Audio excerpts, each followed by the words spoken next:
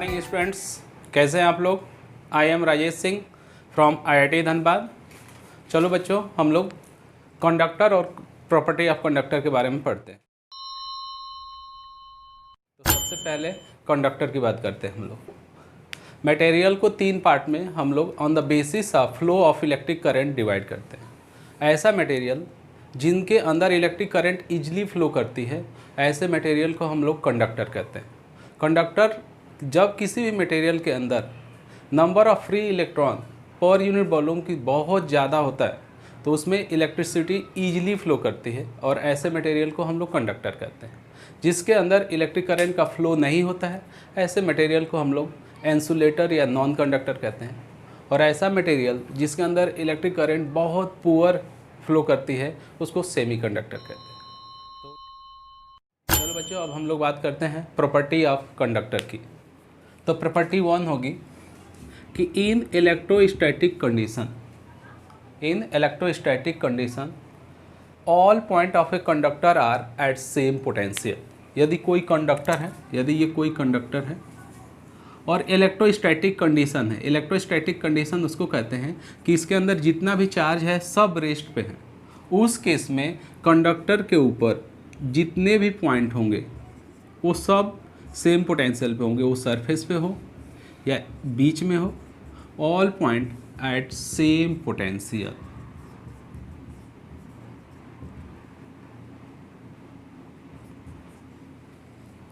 चलिए, इसका रीज़न ये है बच्चों कि जो चार्ज होता है हाई पोटेंशियल से लो पोटेंशियल की तरफ फ्लो करता है।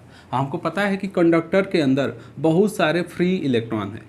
मान जाओ कि ये पॉइंट A है और ये पॉइंट B है, इनका पोटेंशियल यदि सेम नहीं होता तो चूंकि इसके अंदर फ्री इलेक्ट्रॉन है, तो फ्री इलेक्ट्रॉन क्या करते, जब तक फ्लो करते रहते जब तक दोनों के बीच में पोटेंशियल डिफरेंस होता है। और हम कह रहे हैं कि इलेक्ट्रोस्टैटिक कंडीशन मतलब ऑल चार्ज एट रेस्ट में है, और ये तभी हो सकते हैं जब ऑल पॉइंट क्या हो, सेम पोटेंशियल पे। तो पहली प्रॉपर्टी हम लोग ये कहेंगे कि all point of a conductor in electrostatic condition are at same potential.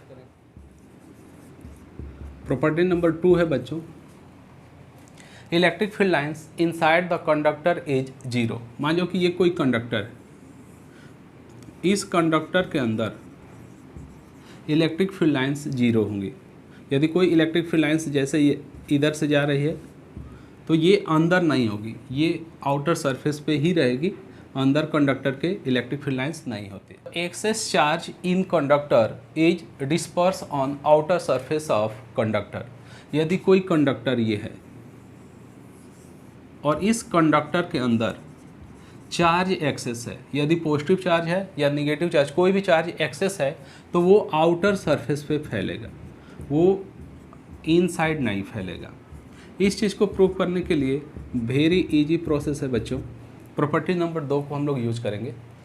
हम लोग एक गॉसियन सरफेस मानेंगे जो कंडक्टर के अंदर अंदर होके जाएगा, और इस गॉसियन सरफेस से हमको पता ही है कि गॉसियन सरफेस कंडक्टर के चूँकि अंदर है तो इसके हर एक पॉइंट पे इलेक्ट्रिक फील्ड की वैल्यू जीरो होगी। अब इलेक्ट्रिक फील्ड की वैल्यू जीरो है तो अकॉर्डिंग टू गॉस थ्योरम क्या होगा, integration of E dot ds is equal to Q in by epsilon naught. अब इलेक्ट्रिक फील्ड जीरो है क्योंकि पूरे कंडक्टर के अंदर ये गॉसियन सरफेस हम लोग बनाए हैं, तो ये वैल्यू जीरो है, Q in by epsilon not. यहाँ से पता चलता है कि Q इन की वैल्यू क्या होगी, जीरो होगी। तो इस गॉसियन सरफेस के अंदर जो भी चार्ज की नेट वैल्यू होगी वो जीरो होनी चाहिए। इसका मतलब कि चार्ज कहाँ पे फैला होगा, आउटर सरफेस से फैला होगा। तो प्रॉपर्टी नंबर 3 यही है, excess charge in conductor disperse on outer surface of. Number 4 जो है बच्चों, ये है हम लोग जैसे प्रॉपर्टी नंबर 3 पढ़े कि एक्सेस चार्ज आउटर सरफेस पे फैलता है, उसी से रिलेटेड है प्रॉपर्टी नंबर 4 कि surface charge density on conductor is inversely proportional to radius of curvature of surface. जैसे मान लो कि ये कोई कंडक्टर है, अब इसके ऊपर जब एक्सेस चार्ज हम लोग रखेंगे तो जहाँ पे इसका रेडियस ऑफ कर्वेचर छोटा होगा। यहाँ पे रेडियस ऑफ कर्वेचर की बात करें हम लोग तो बड़ा होगा, जैसे ये R1 ये R2। तो जो चार्ज फैलेगा जहाँ पे रेडियस ऑफ कर्वेचर की वैल्यू छोटी होगी वहाँ चार्ज का सरफेस चार्ज डेंसिटी ज़्यादा होगा, और जहाँ पे कम होगा रेडियस ज़्यादा होगी वहाँ सरफेस चार्ज डेंसिटी की वैल्यू कम होगी। जैसे ये फ्लैट सरफेस है तो इसका रेडियस ऑफ कर्वेचर बहुत बड़ा होगा, तो यहाँ पे सरफेस चार्ज डेंसिटी बहुत कम होगी। अब इस चीज़ को हम लोग प्रूव करने के लिए दो चीज़ हम लोग को देखना होगा कि all point are at same potential, और साथ में हम लोग पोटेंशियल का स्फीयर के ऊपर जो फार्मूला होता है उसको यूज करेंगे। तो पोटेंशियल का फार्मूला क्या होता है? K/R।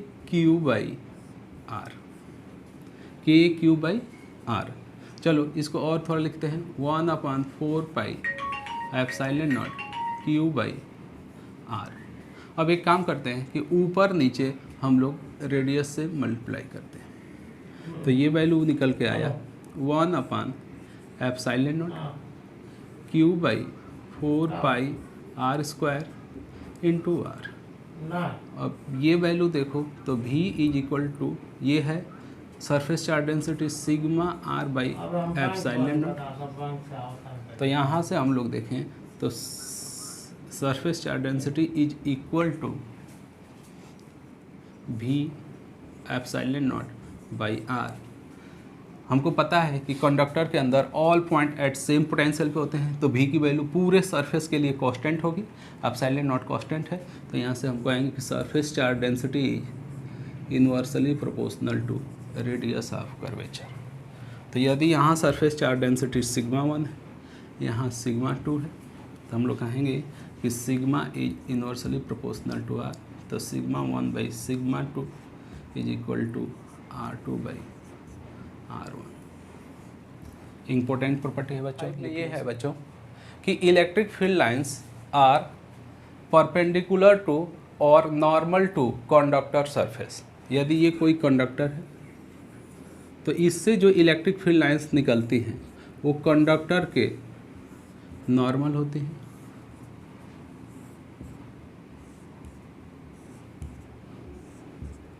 एंड इसी में प्रॉपर्टी नंबर 5 में ही electric field intensity near the conductor surface is σ/ε0, σ/ε0 where sigma is surface charge density. तो ये प्रॉपर्टी नंबर 5 को हम कर रहे हैं कि electric field lines are perpendicular to या normal to conductor surface and electric field intensity near the conductor surface is σ/ε0। चलो बच्चों प्रॉपर्टी नंबर 5 का प्रूफ देख लेते हैं। मान लो कि ये कोई कंडक्टर है, ये कोई कंडक्टर है और इस पे चार्ज फैला हुआ है।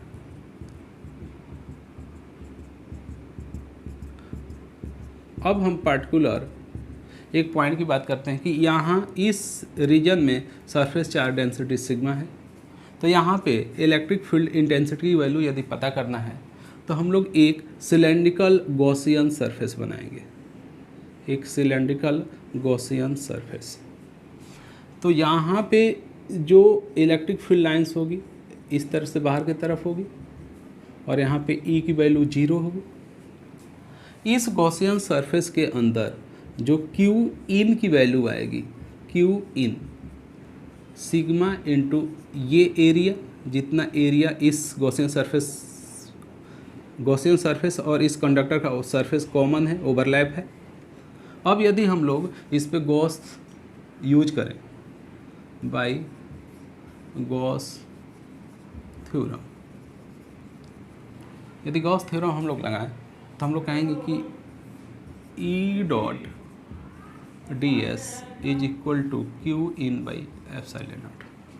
अब देखो बच्चों टोटल फ्लक्स की यदि हम लोग बात यहाँ करें तो इस सरफेस से फ्लक्स की वैल्यू होगी E डॉट s, यहाँ से 0 होगी, और इस सिलेंड्रिकल सरफेस से भी फ्लक्स 0 क्रॉस कर रहा है।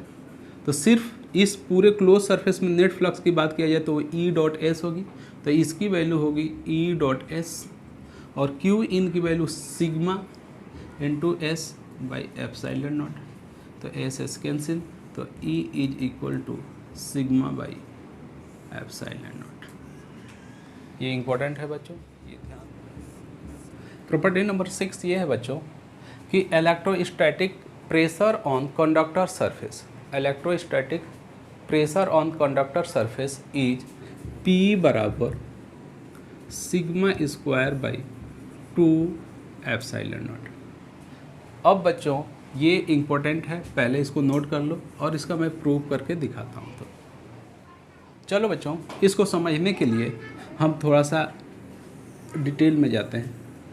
मान लो कोई ये एक कंडक्टर है, ये एक कंडक्टर है,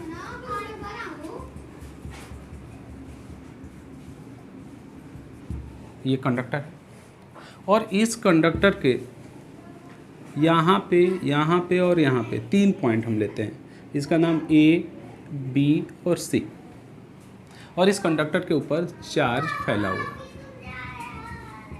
चार्ज फैला हुआ है। और अभी स्फेरिकल मान के चलते हैं कि यूनिफॉर्म चार्ज डिस्ट्रीब्यूशन हो जाए, और ये यूनिफॉर्मली इसके ऊपर डिस्ट्रीब्यूट है, सरफेस चार्ज डेंसिटी सिग्मा है। तो यदि हम लोग बात करें इलेक्ट्रिक फील्ड एट C की, तो इलेक्ट्रिक फील्ड एट C होगा sigma by epsilon naught. Electric field at A की वैल्यू 0 होगी, और electric field at B is equal to होगा सिग्मा बाई 2 एप्सिलॉन। अब ये वैल्यू कैसे आती है इसको एक बार समझते हैं। इसको समझने के लिए हम लोग ऐसा एज्यूम करते हैं कि ये 2 पार्ट यहाँ पे रहे, ये वाला पार्ट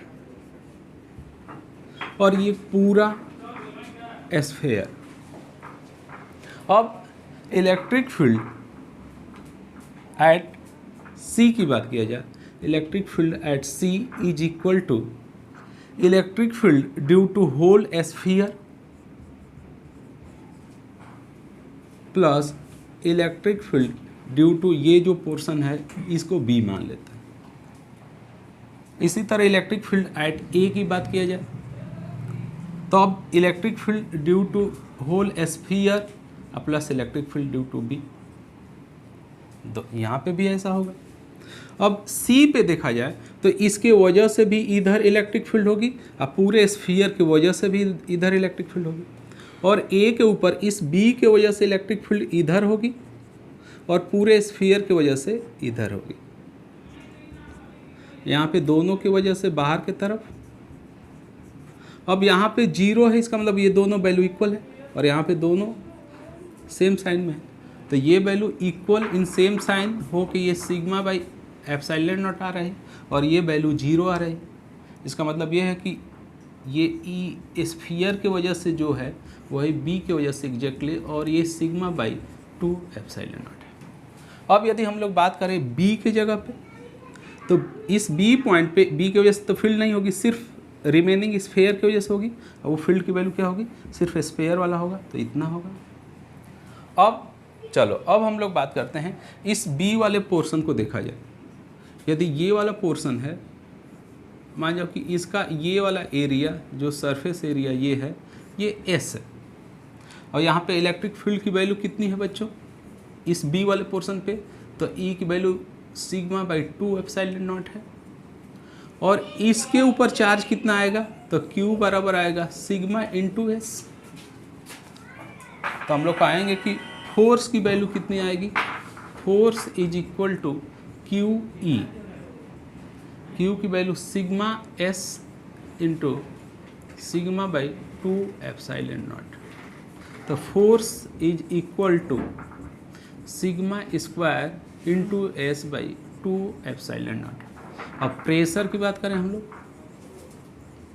प्रेशर की बात करें तो प्रेशर होता है फोर्स बाई एरिया,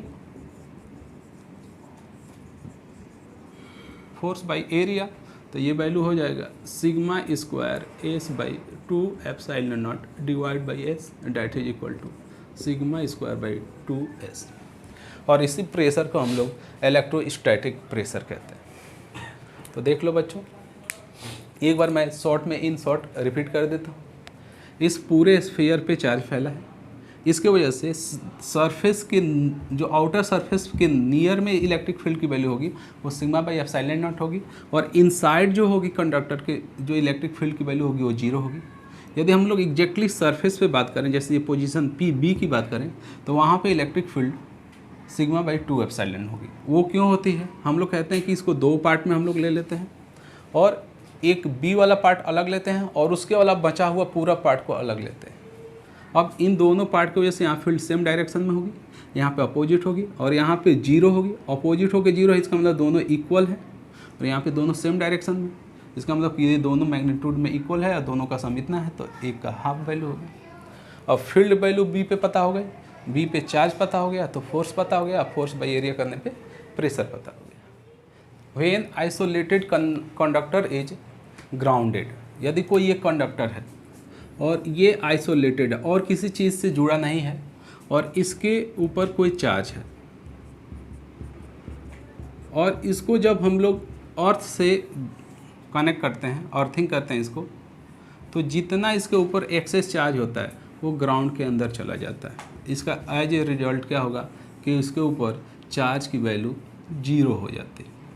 नंबर 8 में बच्चों बात करें कि whenever two conductor are connected by conducting wire, यदि कोई कंडक्टिंग वायर से हम इनको कनेक्ट करें तो इनके बीच में चार्ज का फ्लो जब तक होता रहेगा जब तक दोनों का पोटेंशियल सेम ना हो जाए।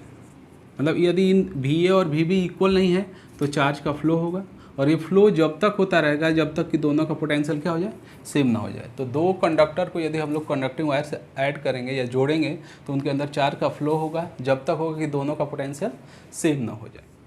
प्रॉपर्टी नंबर 9 है distribution of charge in conductor. Distribution of charge in conductor, इसको बहुत आसानी से समझो बच्चों। मान जाओ कि ये कोई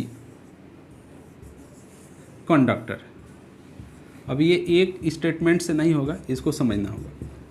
ये कंडक्टर है और इसके अंदर कुछ भी Q इन की वैल्यू जीरो है, और अब इसके ऊपर जब हम लोग कोई चार्ज देंगे तो ये चार्ज आउटर सरफेस पे फैलेगा।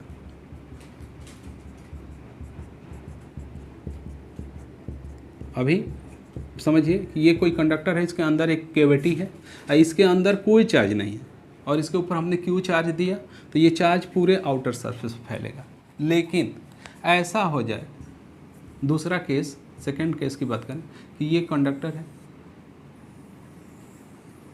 ये पूरा कंडक्टर और इसके इनसाइड में Q इन की वैल्यू मान जाओ कि Q नॉट, तो जो चार्ज यहाँ पे Q दोगे तो होगा क्या, सब लोग देखें बच्चों कि इसके इनर सरफेस पे निगेटिव चार्ज आएगा,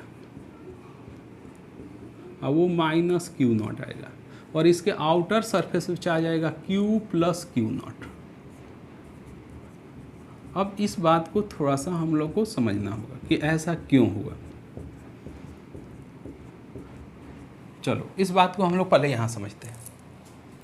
मान लो हम लोग एक गॉसियन सरफेस इसके अंदर से होके बनाए, ये गॉसियन सरफेस है, तो ये सरफेस पूरा कंडक्टर के अंदर है। यदि ये पूरा कंडक्टर के अंदर है तो हर एक पॉइंट पे इलेक्ट्रिक फील्ड की वैल्यू जीरो होगी।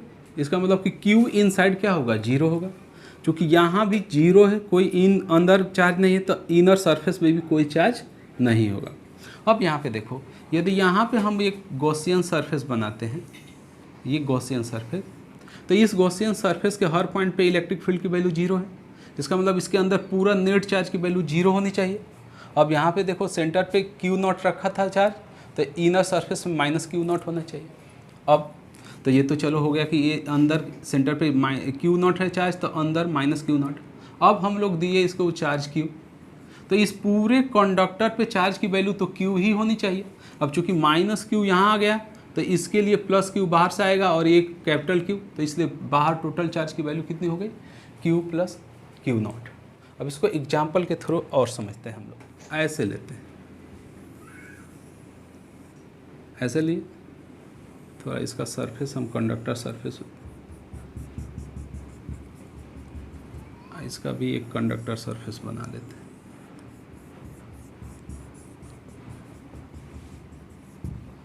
ऐसा है कि यहाँ पे इनसाइड अभी 3 कूलॉम चार्ज है, +3 कूलॉम चार्ज है।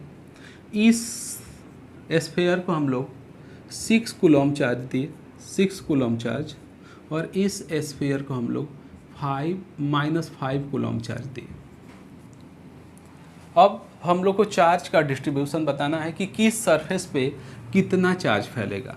हम लोग इस इनर वाले सरफेस को सरफेस ए बोलेंगे, इसके जो इनर स्फीयर है उसके आउटर सरफेस को बी बोलेंगे, बड़े वाले स्फीयर के इनर सरफेस को सी बोलेंगे और आउटर सरफेस को डी बोलेंगे। तो यदि हम लोग बात करें कि जो सरफेस ए है, मतलब इनर वाले स्फीयर के अंदर जो सरफेस है उसके ऊपर चार्ज कितना आना चाहिए, तो फिर से वही एक गॉसियन सरफेस कंडक्टर के अंदर किया जाए तो उसमें क्यू इन की वैल्यू 0 होनी चाहिए।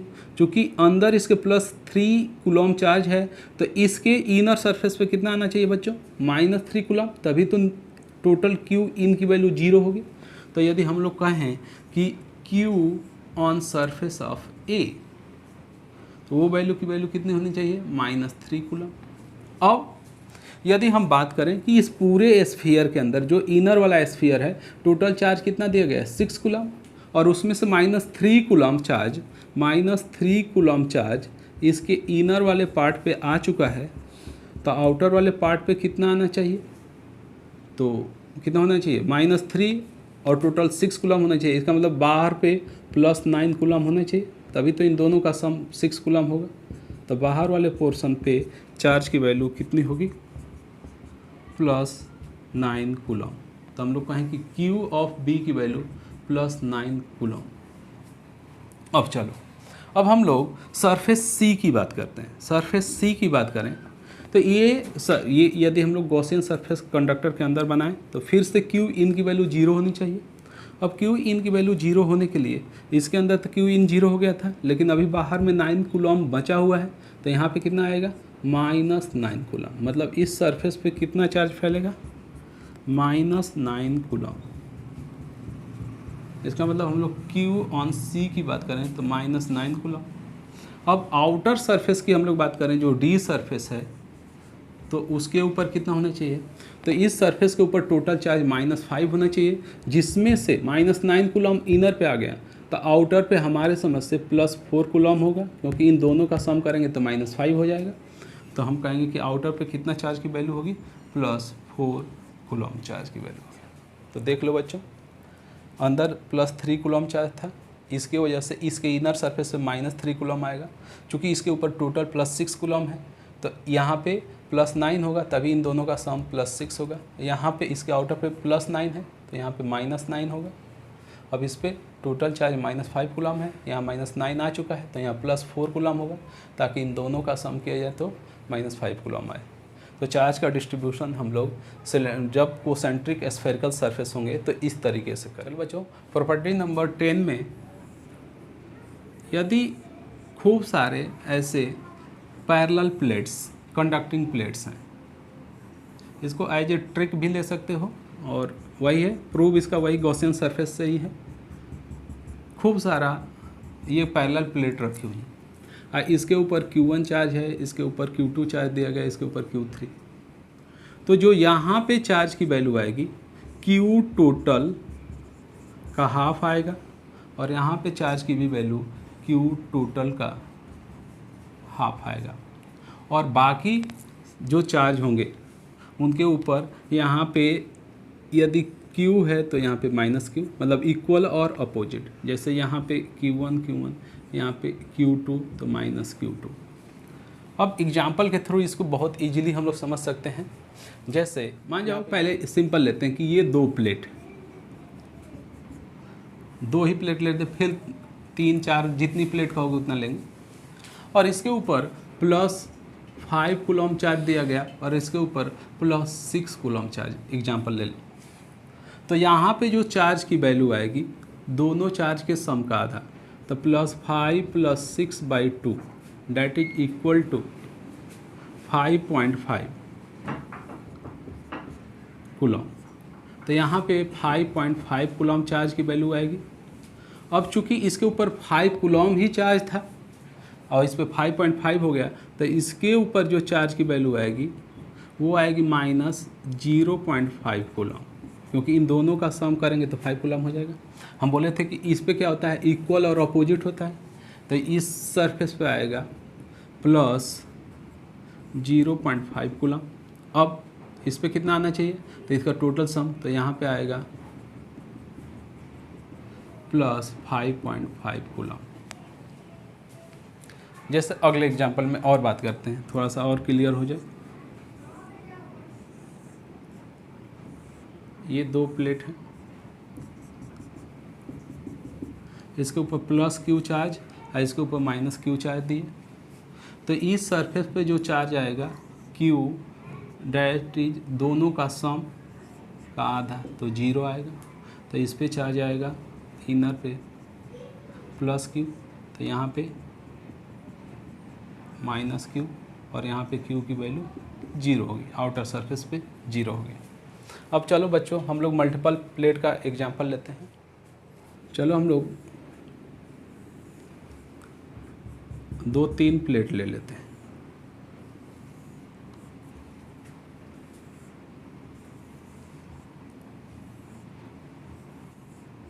अब इसको फटाफट हम लोग करते जाते हैं।